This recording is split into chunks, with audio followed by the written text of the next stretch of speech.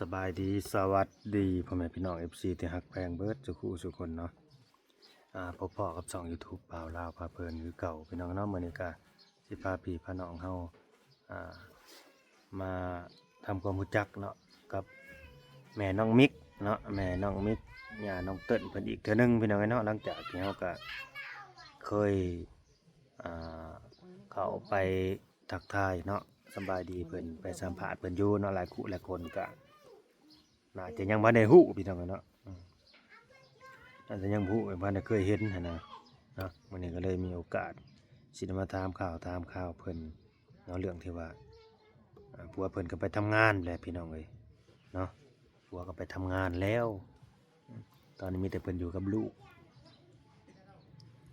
แถมเราก็มีลูกน้อยอีกเนาะอันนี้ก็ลำบากคือกันชีวิตแม่ย่านี่ก็เด้พี่น้องเอ้ยแต่ละมื้อนี่ก็จักไปหาหยังกินหยังแหละเนาะจักสิกินหยังอยู่หยังแต่ละมื้อก็ดีเสาหลักครอบครัวก็บ่อยู่บัดนี้หรือว่าลูกชายลูกไผ่แล้วบ่ไปหาอยู่หากินมาแล้วก็ป้อนยืนให้ย่าบ่อันนี้ก็เลยจังใดเขาก็ป้อนก็ยืนอยู่บ่ปะยืนเอาก็ยืนเนาะเอาสบายดีโดย เขาก็ป้อนอยู่เนาะเขาให้เราก็ได้กินผู้เดียวนะให้กินก็ให้กินแหละน้ำปากน้ำใดเนาะได้กินตัดผ้าไปที่เสาพี่น้องไว้บ้านนี้อันนี้เสาสิมาเฮ็ดเรือนครัวหั่นแหละเรือนครัวให้น้องมิกกับน้องเติ้นเพิ่นนั่นแหละนี่สั่งเสามาเลย4ต้นละแสนว่าสั่งเสาไม่จิกมันน้อยแหละเสาขดโง่ๆซะ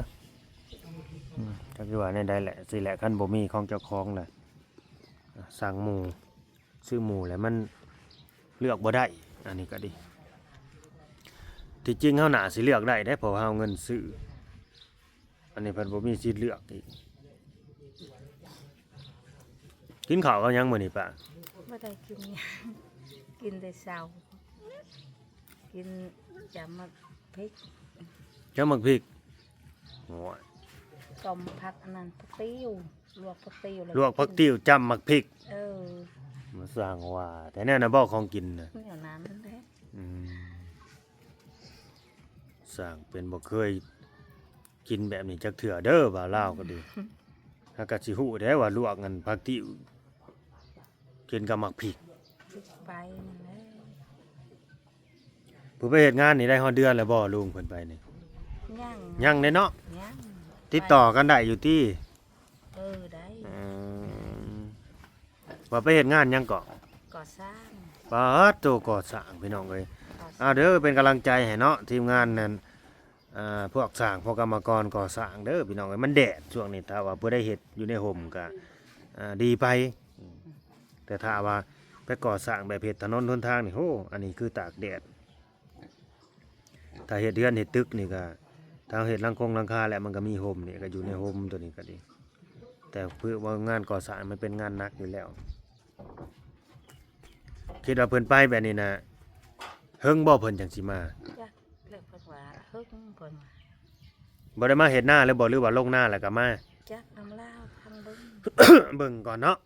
ก็น่ะมันพอเป็นพอไปเลยก็อยู่หาเงินไปเนาะ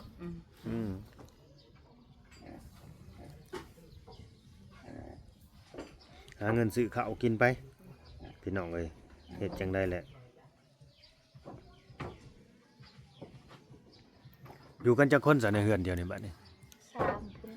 3ไ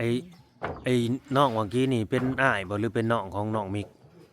น้องเป็นน้องชายอีกเนาะโดยเป็นน้องชายเป็นอ้ายนางอันนี้เนาะโดยบ่ยังมีอีกบ่มีอยู่ผู้อยู่ยังจันทน์อ้าวยังมีน้องอีกหมอนี่ก็ดีมีอ้ายผู้นี้อยู่ยังอยู่บ่เดียวก็พ่อบ่คนละบ่อนนึกว่าพ่อก็ไปเฮ็ดเวียกนำลูกบ่ผู้นึงก็บ่ได้เฮ็ดฮัดเพจบ่ได้เฮ็ดฮัดลายผู้นึงอยู่ไสซะอ้ายผู้นึงอยู่ยังเลยฮักติดต่อกันบ่ได้เลยติดต่อบ่ได้เลยผู้นึงหันได้ผู้นึงอ้าวบ่ได้ถามอ้ายถามน้องก็บ่ซะ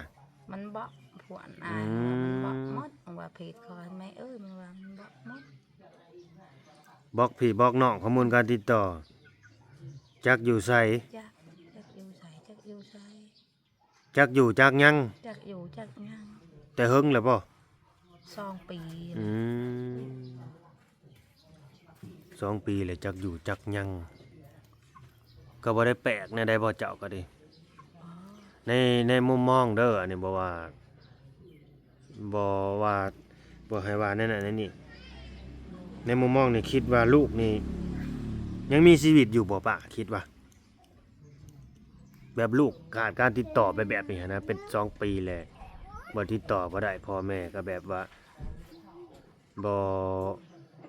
กระวนกระวายเลยบ่ค้นคว้าแบบสิติดต่อหาลูกเลยบ่แบบนี้หั้นนะ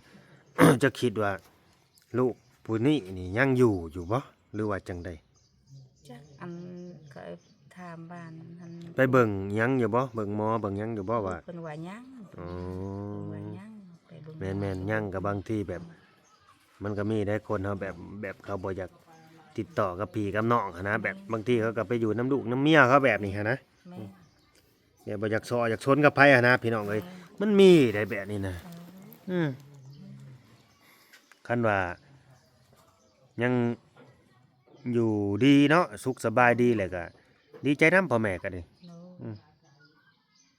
ก็แต่ว่าลูกเฮาอยู่ดีกินดีแบบว่าบ่ทุกข์บ่ยากหั้นนะ เออ บ่ถือกักถือขังแน่นี่หั่นนะ แม่ ก็ดีใจนำหั่นแหละพี่น้องเอ้ย ว่าน้ำแม่แน่มันว่าเห็นว่าพ่อแม่อยากได้เงินบ่อยากได้ เล่มลูกอยู่ดีมาให้ก็ย่าเงินบ่ให้ก็ย่า ลำปากนำแน่แม่ผู้เลี้ยงแต่น้อยๆ แม่นหรือว่าพ่อแม่นี่เที่ยวแต่ขอเงินนำลูกบ่แหละลูกเลยบ่มีเงินให้เลยปิดช่องทางการติดต่อจากพ่อจากแม่แน่นี่บ่นั่นนั่นบ่ เนี่ยนั่นเลย อืม พ่อแม่ก็บ่ได้ขอเงินมา ญาติว่าแบบว่าโทรหาลูกยามใดแหละมีบ่หามเงินน่ะลูกมีบ่เงินน่ะ ได้ว้าวเขาแล้วพ่อเฮงบ่ว้าว เออ พ่อเฮงบ่ว้าวเฮงบ่ว้าวเลย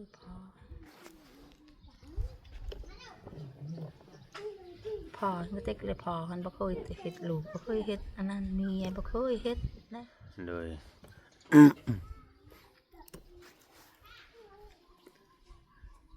เห็นคิดเห็นแบบ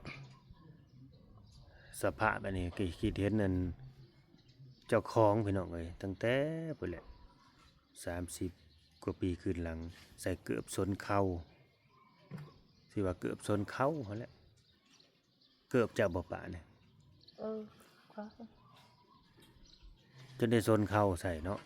เป็นไดมันยังดีบ่หรือว่าใดก็เลยสายมันไปก่อน ไป นี่แหละเกือบดาวเทียมพี่น้องเอ้ยสมัยตะกี้ก็ดิใส่กันแบบนี้ว่าลาวก็เคยใส่กระส้นเข้ากันแบบนี้แหละย้อนความว่า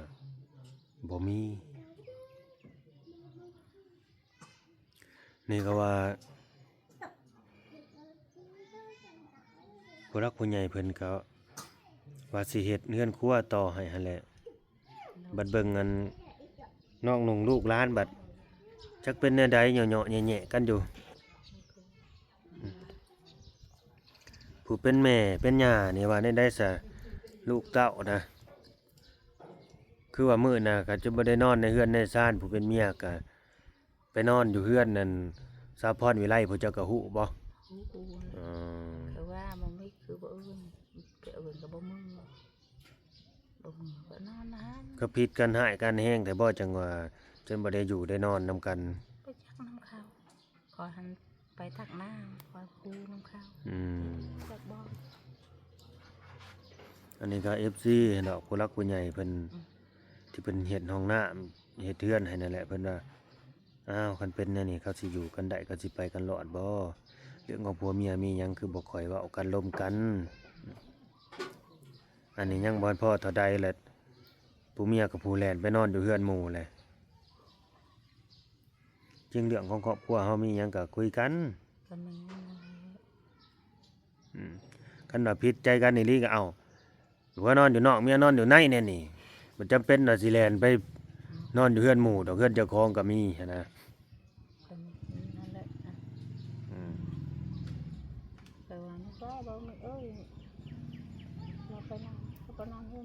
กระป้องเพราะว่าคือบ่เอิ้นเมื่อเราบ่เมื่อเอิ้นก็บ่เมื่อนะเอ้ย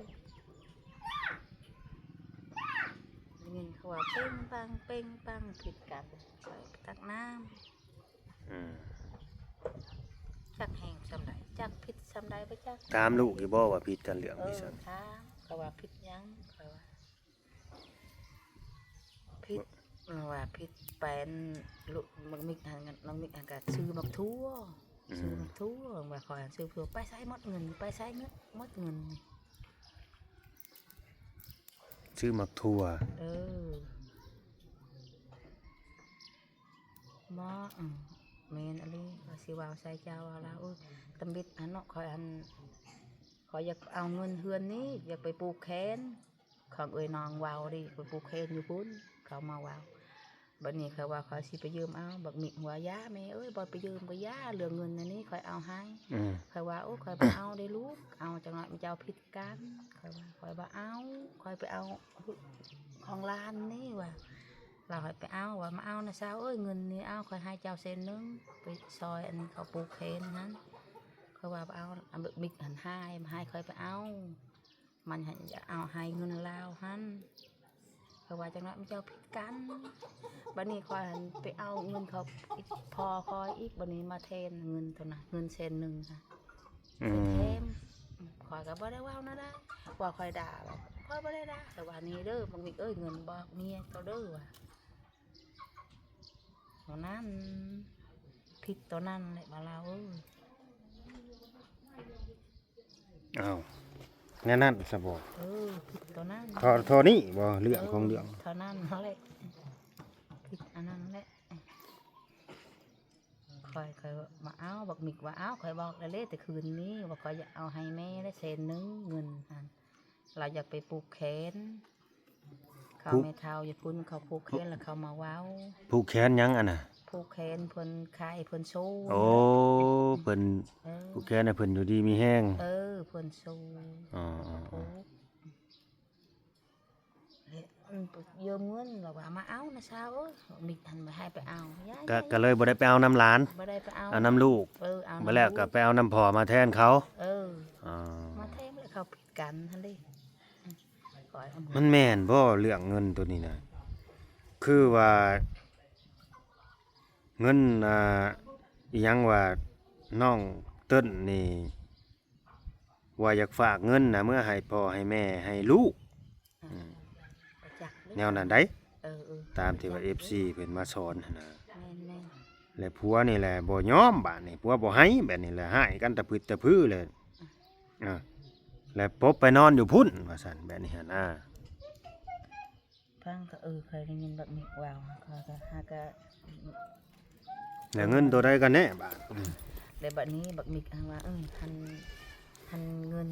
หันไม่คอยเจ้าพัดบ่ให้แบบนั้นหันแม่เจ้าพระเจ้าอยากให้หันแม่คอยพระเจ้าบ่ให้บัดนี้คอยก็บ่ให้คือกันบักมิกว่าคอยก็คัดคือกันบักมิกว่าคอยก็คัดคือกันคอยคือลูกกับข่าวหายกับเบาเราคอยบะเอาเงินหันลูกได้ก็ซ้ำเฮาได้ให้เราซื้องูเบิ้งคอยบะเอาให้ก็บะเอาเงินหันแม่บะเอาลูกได้ก็ซ้ำเฮาได้มันเป็นกว่าสิว่าแบบนี้ว่าโอ้ยอยากได้ลูกเงินนำลูกเคลมลูกได้หันเห็นลูกได้เลยสิอยากได้น้ำลูกมันเนาะได้ก็ซ้ำเฮาได้แนวนั้นบักมิกว่าคอยก็คัดคือกันมันว่าคอยคัดคือกันอยากบักมิกว่าไปอย่างตอนนั้นดิ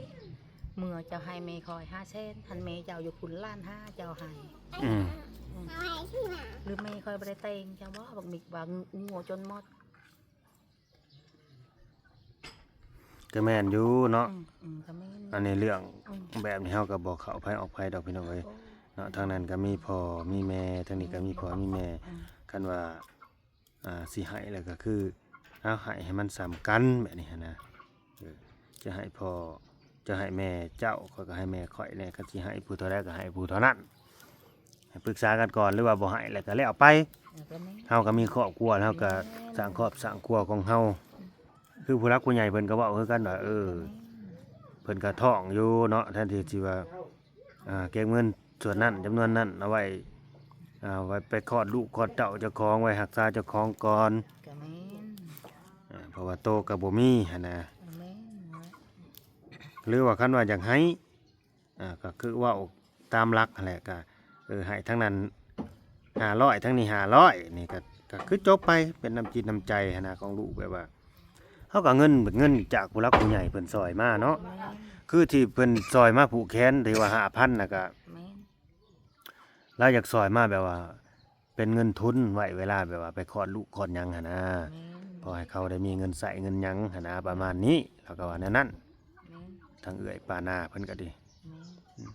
ผู้ที่เฮ็ดห้องน้ำแล้วว่าสิเฮ็ดเรือนครัวต่อนี่แหละพอมาเฮ็ดนั่นนี่เพิ่นก็เลยว่าให้บ่าวลาวนี่เขาเอาไปถามเบิ่งพวกน้องเขาเบิ่งดูว่ามันเป็นจังไดกันแน่เขาสิไปกันรอดอยู่บ่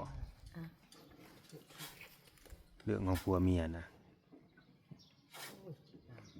บัดบ่เจอซะมื้อนี้ก็ได้ไปหาเครียดมาซั่นอันนั้นก็ดี ไปหาเกียรติเดินมาไปแต่ จั เช้าก สิมาจักโมงบาดนี่ สิมาแล้ววะ ฮ้อนๆปานนี้มันบ่ข้าวงามๆอยู่แล้วบ่หานี่ก็ไปหาอยู่ไสหาน้ำห้วยบ่ อยู่ที่อยู่ทาง โอ้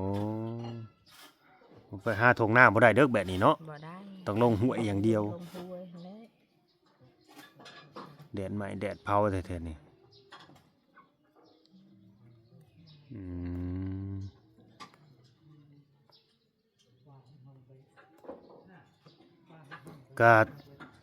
ก็ชัดเจนพี่น้องเอ้ยเนาะเรื่องของเรื่องก็ดีก็จางแจ้งก็คืออย่างที่ว่าหั่นแหละผิดกัน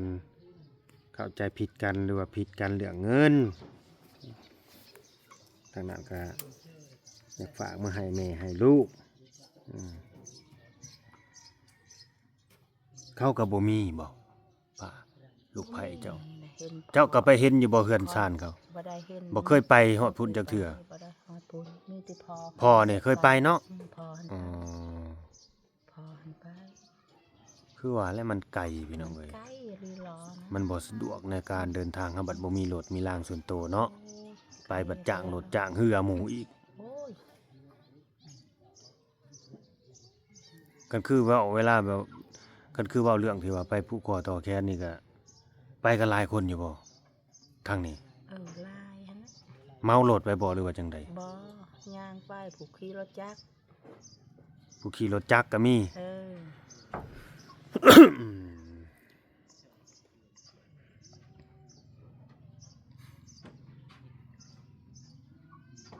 ได้แต่งอันลูกไผ่เขานี่จบเจือบ่ปะหรือว่าจังใด แต่งมันบ่ แต่งเขาบ่หรือว่าจังใด แต่ง แต่งเนาะ ราคาเขาหันคาดองยัง10 ล้าน โอ้ยังข้างเนาะ ยัง10 ล้าน คือแพงแท้แต่งแพงแท้บ่ แพงจังเนาะ แต่งเท่าใดจังว่ายังข้างเขา10ล้าน หนึ่งเขาว่ายัง10 ล้าน ตอนนั้นว่างอ่ะเด้จะไปว่างเท่าใด จากเท่าไหร่พอเขาไปวาง7 ล้านนี่บ่เท่าไหร่ ทราบแม่ห้างก็คือว่าแต่งแพงแท้ 7 ล้านบ่ หากบ่มีคำเนาะ บ่มี อืม ข้าง10 ล้าน ยังข้างอยู่ได้พี่น้องเอ้ยข้างเป็น10ล้านพุ่นได้นี่10ล้านก็ห้วยสิเข้า20,000 บาทเลยได้นี่โอ้สิแลแบบประเพณีบ้านเฮาบ่แม่นว่าเป็นบางบ่อนดอกแบบว่าเขาบ่อยากข้างอยากฆ่ากันเขาถอกเบิดเลยหั่นน่ะแล้วก็คือแล้วกันไปแบบนี้ แต่ผู้มีเงินนี่ก็กินแหน่ข้างน้ำแบบนี้แหละพี่น้องเอ้ย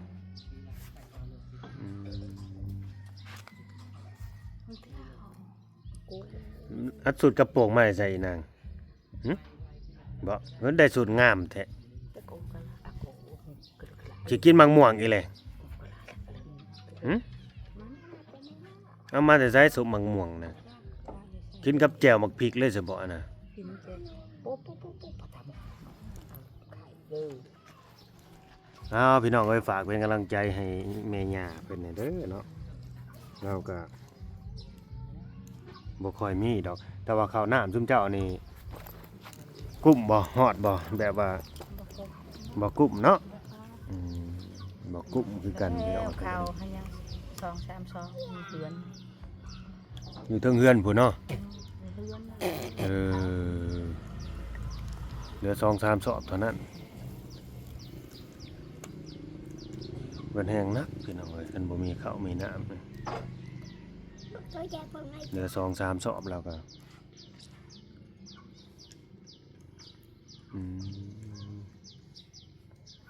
ถ้าเกิดว่าผู้ใดเข้ามาเบิ่งมาชมเด้อเนาะ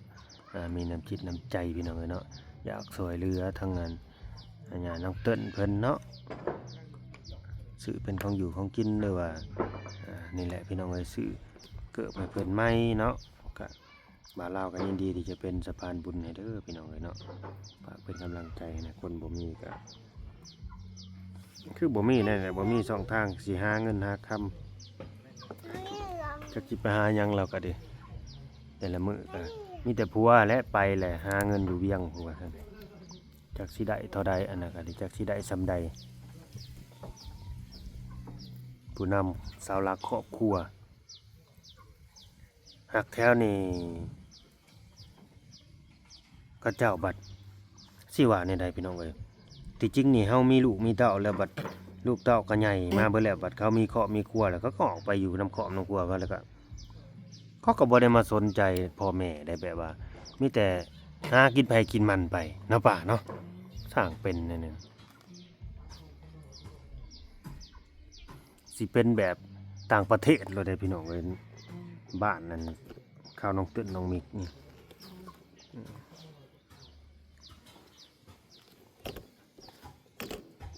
เราก็สิได้จบคลิปไปสำนี้แหละพี่น้องเอ้ยเนาะขอบคุณ FC เบิร์ดทุกผู้ทุกคนยังบ่อยากกินข้าวบ่อยนางกินหมักซาลี่ติดแขวบ่โอเคเด้อพี่น้องเด้อเนาะแต่ว่าน้ำนี่ใส่ได้แหละเนาะว่าได้แบบนั้นแหละหันผู้แหงหันได้แบบมีจากได้มันบ่ได้ซื้อพลอยมา มันเป็นอะไรอีกเอาพลอยเขาโอ้ยเอาเพราะว่าอยากไปซื้อว่าอยากไปเมืองชนซื้อพลอยเอาพลอยเขามาใส่ลองเบิ่งซื่อไปใส่บ่มันออกน้ำหันบ่แห้งหันมันบ่แห้งคือเก่าเราแปลงเองหันข้าวเดียวหันพอเราแปลงฮะอันนี้ให้ข้าวแปลงมันบ่แห้งคือเก่าว่าซั่นซะแห้งคือเก่าบ่มันสิอึดอีหยังบ่น้ำมันบ่ได้อึดดอกน้ำมันเป็นน้ำพลอยมันบ่ถือพลอยซื้อพลอยไหมโดยเพิ่นว่านะบ่ได้อึดกันแน่ว่าพลอยมันคือตัวเก่าแล้วมันน้ำมันก็แห้งว่าซั่น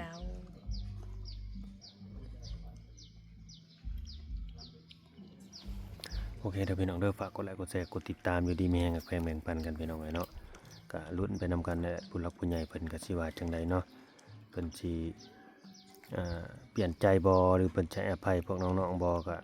ถ้าลุ้นไปนำกันนั่นแหละเราก็อยากฮู้คือกันให้บ่าวเราเข้ามาถามเบิ่งนี่แหละว่าสิเป็นจังไดเนาะเฮาก็กันว่าซอยไปแล้วก็คืออยากให้เขาได้อะไรพี่น้องเอ้ยเนาะอยากให้เขาได้ให้มันแล้วมันทั่วนั่นแหละ